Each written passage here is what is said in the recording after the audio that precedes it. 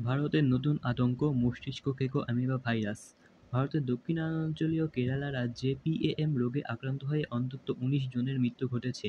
এই রোগের কারণ হিসেবে মস্তিষ্ক কেঁকো অ্যামিবার সংক্রমণেই এর মৃত্যু ঘটে। কেরালা স্বাস্থ্যমন্ত্রী ভারতের একাধিক গণমাধ্যমে জানিয়েছে, চলতি বছর এ রাজ্যে পিএএম রোগে ৬১টি সংক্রমণের ঘটনার রেকর্ড আছে। মস্তিষ্ক কেঁকো অ্যামিবা ফাগুলারি নামক জীবাণু ছড়ায়।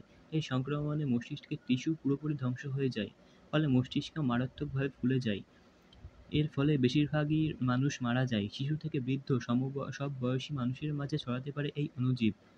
চিকিৎসকরা বলেছেন, উষ্ণ, বদ্ধ ও মিঠা জলে এই মস্তিষ্ক কেঁকো অ্যামিবা বাহক হিসেবে কাজ করে। ২০১৬ সালে প্রথমবার পিএএম ধরা পড়ে ভারতে।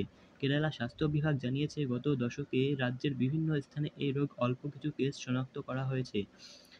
এখন দেশটির জনগণকে উষ্ণ, বদ্ধ ও অপরিশোধিত মিঠা বা জলের উৎস যেমন পুকুর ও হ্রদে সাঁতার বা গোসল করা থেকে বিরত থাকতে বলা হয়েছে। বিস্তারিত পরে আরও জানানো হবে। নিউজ 25।